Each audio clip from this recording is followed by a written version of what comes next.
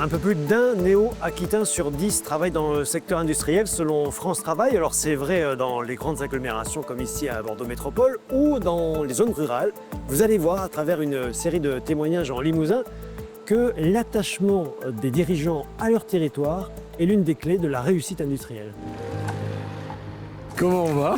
Ah, ça me fait plaisir, vous pouvez pas savoir. Nous, c'est pareil. J'en pleurerai. C'est pareil. Bonjour, M. Godefroy. Ça fait du bien. Il est venu à la rencontre de ceux qui se sont embattus pour leur emploi. Bernard Godefroy est le fondateur de l'usine GMES de la Souterraine. Il l'a vendue au moment de la retraite. Vous êtes le meilleur patron qu'on ait eu. Après vous, on a eu que des voyous alors. Ça va bien? Ça va. Je le dis en permanence, je dis j'ai eu une équipe extraordinaire. Quand on a monté la Cata le dimanche matin avec le casse-cou, S'engueuler même.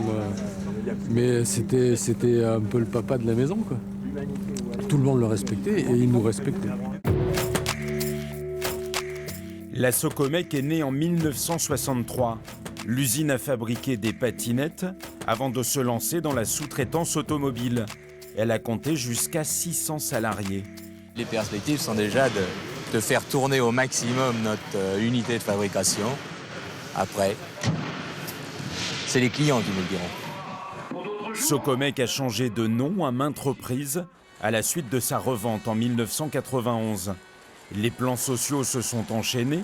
Certains des propriétaires successifs ont été accusés d'être avant tout des financiers, ne pensant qu'à faire du profit à court terme.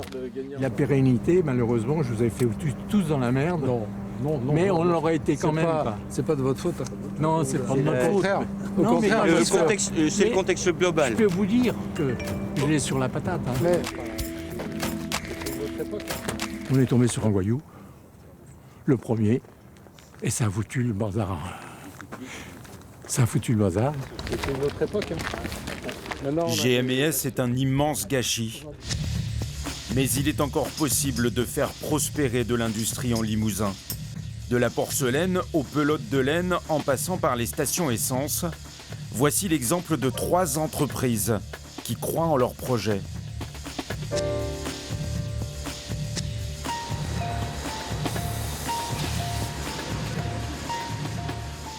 Les porcelaines de la fabrique fêteront bientôt leur bicentenaire. Daniel Betoul en est le directeur depuis 36 ans.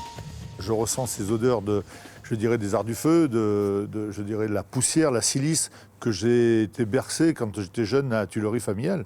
On chauffait au bois, là il y a quand même aussi, la combustion, on sent toutes ces odeurs, pour moi c'est dans mon ADN, c'est mon ADN. Sa famille travaille la céramique depuis 6 générations et il est amoureux de sa manufacture autant que de son épouse qui s'occupe des ressources humaines. Une délocalisation, il n'y pense pas une seule seconde.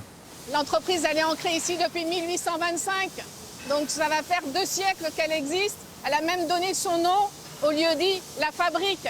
Donc ça fait 200 ans qu'il y a des hommes et des femmes tous les jours qui viennent avec leurs mains fabriquer les produits.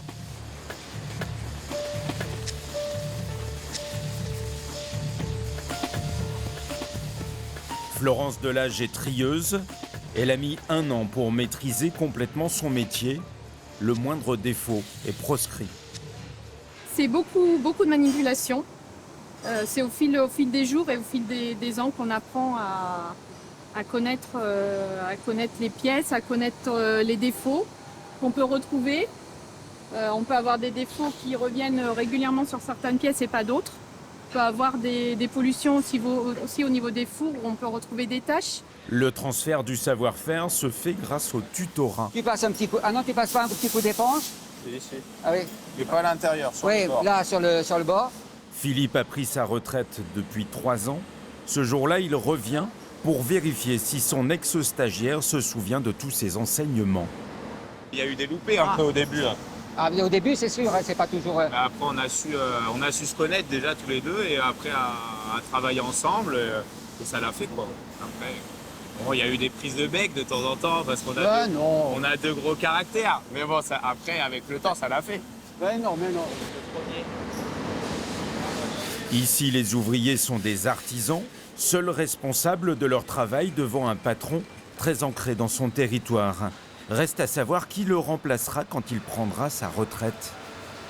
J'aime pas les vacances, je déteste les fins d'année, je suis que bien au travail. Mais je pense qu'il existe des gens à peu près formatés de mon calibre, qui sont capables... Enfin, une entreprise comme La Fabrique, ça ne se gère pas par un cravaté et des gens dans le bureau. Je suis déjà dans le transfert. Depuis 4 ans, j'ai eu la chance d'avoir un patron de la prod, un gestionnaire de production, un chef d'orchestre. J'ai une comptable qui est tout à fait en mesure demain de diriger La Fabrique. Et je pense que les artisans de La Fabrique n'ont pas à avoir peur.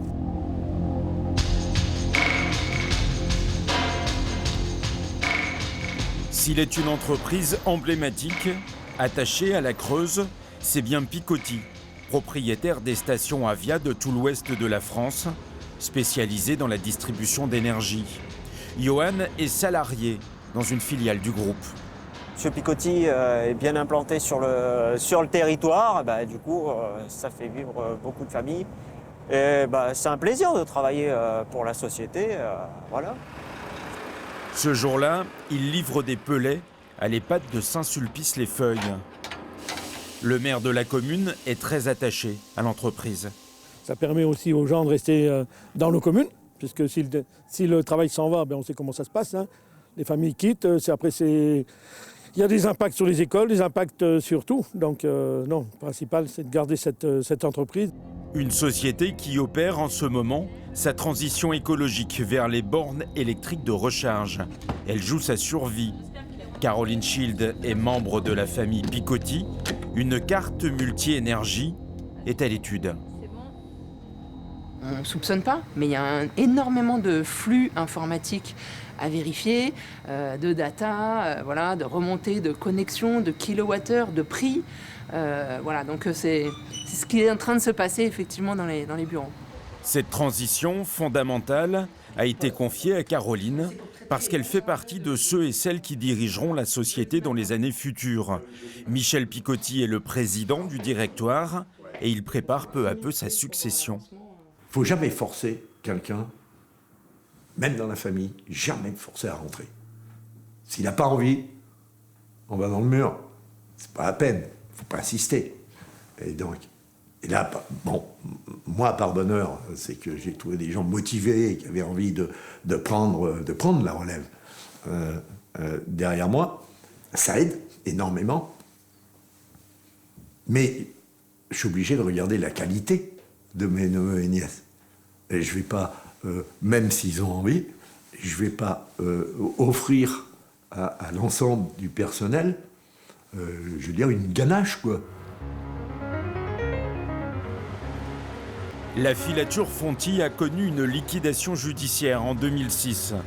On y fabrique des pelotes de laine. Après maintes péripéties, Benoît de la Rousière, originaire du Puy-de-Dôme, a racheté la société.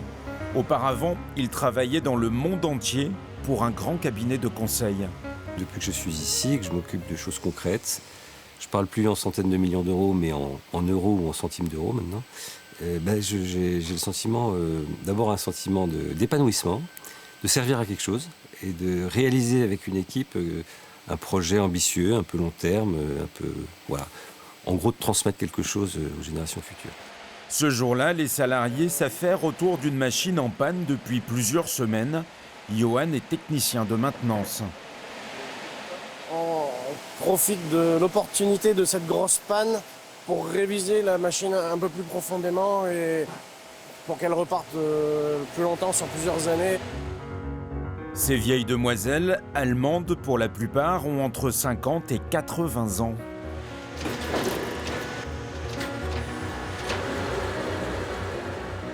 De quoi effrayer plus d'un patron d'entreprise, mais Benoît de la Rousière y voit plutôt une opportunité. C'est l'avantage d'abord de l'ancien, c'est qu'on comprend encore à peu près ce qu'on fait, il n'y a pas d'électronique, il n'y a pas d'informatique. Et puis surtout, Johan qui est là, Denis, l'équipe,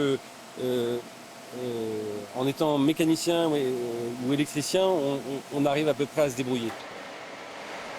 La Creuse a un autre avantage, les salariés sont fidèles. Christine travaille ici depuis 33 ans. J'ai mon beau-père qui a été contremaître pendant des années ici avec Jacques Fonty. C'est comme ça que je suis rentrée là et j'ai mon mari qui est resté 43 ans ici. Ils sont détenteurs d'un vrai savoir-faire. Son implantation creusoise, le patron en a fait un avantage. On est quand même dans une région ultra rurale et c'est pour ça que cette filature existe encore. Et c'est certainement dans les vallées un peu reculées, les coins un peu perdus, où il y a peu d'emplois, où il y a peu d'industrie, que ce type de savoir-faire se maintient. Sur les réseaux sociaux, les passionnés de tricot du monde entier assurent eux-mêmes la promotion de la laine Fonty. Si bien que 25% des ventes se font à l'export, Véronique travaille au service commercial. C'est en Europe, donc le nord de l'Europe principalement, et puis aussi du grand export, donc on en a de plus en plus sur la Corée, les États-Unis. L'entreprise qui a failli disparaître dans les années 2000 va bientôt s'agrandir et passer de 30 à 45 salariés. Quand on est chef d'entreprise, on vise la pérennité. À côté de ça, vous avez un monde économique, financier, avec des gens qui essayent de rincer, essorer des entreprises et en tirer le maximum d'un point de vue financier en très peu de temps. Mais ce n'est pas des entrepreneurs, ce sont des financiers.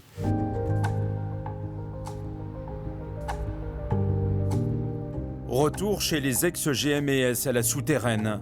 Avant ce jour, Bernard Godefroy n'avait jamais osé revenir à la rencontre de ses ouvriers. Je ressens un très grand plaisir de discuter avec mes gens, parce que c'est mes gens. Vous entendrez toujours parler de mes gens. Et on a eu quand même tous ensemble, des moments extraordinaires. Vous les avez vus passer? Non. Il a vécu 2 drames. Les grands constructeurs lui ont demandé de grandir démesurément. Et puis sa succession ne s'est pas organisée comme il le souhaitait. Si, la solution, mais on a été un peu empêchés. Parce que la solution, ça aurait été que les cadres, le groupe de cadres, reprennent. Si vous voulez, c'était ça qu'il fallait. Mais on en a eu un qui n'était pas d'accord sur ce principe-là et qui a tout fait pour pas que ça se fasse. Mais sinon, je pense qu'aujourd'hui, on existerait encore. Parce qu'on avait des gens de qualité, on avait des cadres de qualité.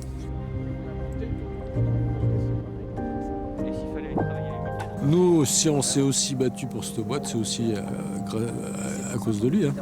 Parce qu'on lui doit ce respect-là, hein, je pense. Hein. C'est pour ça aussi qu'on fait tout ça, hein. Ça fait plaisir, franchement. L'ex-usine GMS s'apprête une nouvelle fois à être revendue. Elle ne compte plus que 80 salariés.